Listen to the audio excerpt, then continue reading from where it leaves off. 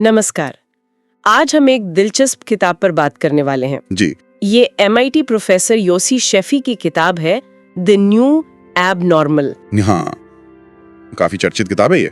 हमारे पास जो जानकारी है वो इसी किताब पर आधारित है और हम ये समझने की कोशिश करेंगे कि कोविड-19 के बाद ये जो सप्लाई चेन और बिजनेस चलाने के तरीकों में बदलाव आए हैं जी, वो कितने गहरे हैं। बिल्कुल।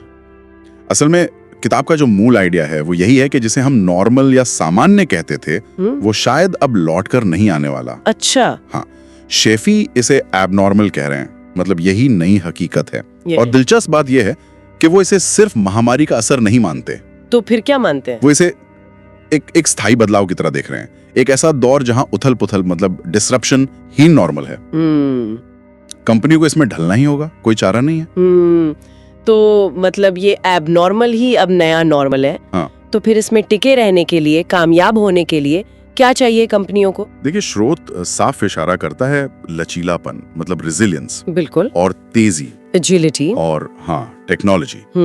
ये चीजें अब पहले से कहीं ज्यादा जरूरी हो गई हैं। पुरानी रणनीतियां शायद अब उतनी कारगर ना हो। बिल्कुल नहीं। और ये सिर्फ थ्योरी नहीं है। स्रोत में देखिए, वॉलमार्ट, अमेज़न, फाइजर जैसे उदाहरण है। हाँ, इनका जिक्र है। इन्होंने सिर्फ डिजिटल तकनीक या डेटा का इस्तेमाल नहीं किया। सबसे बड़ी बात, इन्होंने बहुत तेजी से फैसले लिए।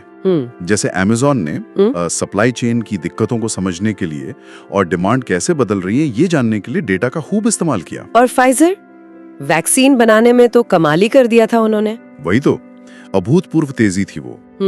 ये दिखाता है कि सही रणनीति और टेक्नोलॉजी मिलकर मुश्किल समय में भी रास्ता निकाल सकते हैं। ये जो आपने कहा लचीलापन और तेजी, रेजिलियंस और एजिलिटी, इनको थोड़ा और समझाएंगे?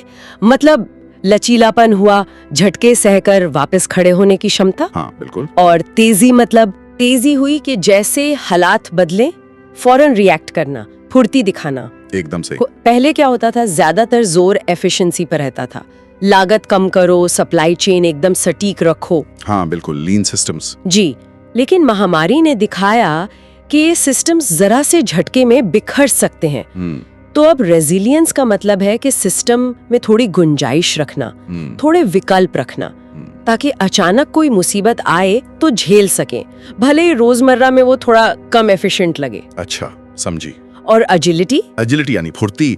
बाजार बदला, हालात बदले तो फौरन अपनी दिशा बदल ली। जैसे स्रोत बताता है, कई कंपनियों ने रातों रात PPE किट्स बनाना शुरू कर दिया था। हाँ, याद है, बहुत सी टेक्सटाइल कंपनियों ने मास्क बनाने शुरू कर दिए थे। बिल्कुल, वो तेजी का बढ़िया उदाहरण है। और इसी तरह वर्क फ्रॉम होम। हाँ, वर्क फ्रॉम होम को कई जगह अब परमानेंट जैसा कर दिया है।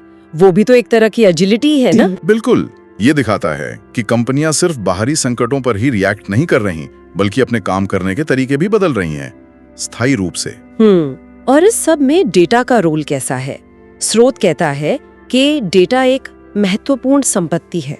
जी, डेटा तो बहुत अहम है, इसमें कोई शक नहीं। सही फैसले लेने में मदद करता है, पैटर्न समझने में मदद करता है। लेकिन क्या सिर्फ डेटा ही सब कुछ है? यही तो बड़ा सवाल है। स्रोत भी ये मानता है कि डेटा बहुत शक्तिशाली है, पर सब कुछ नहीं। इंसानियत, मानवीय संवेदनाएं, नैतिक मूल्य, इनको अनदेखा नहीं कर सकते। जैसे? कोई उदाहरण सोचिए। अगर डेटा कहता है कि लागत घटाने के लिए बहुत से लोगों को निकालना पड़ेगा, लेकिन उसका मानवीय असर क्या होगा? कर्मचारियों के मनोबल पर क्या असर होगा? यहीं पर लीडरशिप का टेस्ट होता है। सही बात है, टेक्नोलॉजी और इंसानियत के बीच वो सही संतुलन बनाना। बिल्कुल, और ये संतुलन बनाना इस नए दौर की सबसे बड़ी चुनौतियों में से एक होने वाला है। तो मतलब ये किताब सिर्फ प्रॉब्लम नहीं गिनाती, बल्कि एक तरह से आगे का रास्ता भी दिखाती है, एक रोड मैप जैसा। हाँ, कह सकते हैं। ये उन कंपनियों के लिए है जो इस अनिश्चित भविष्य में टिके रहना और आगे बढ़ना चाहती हैं।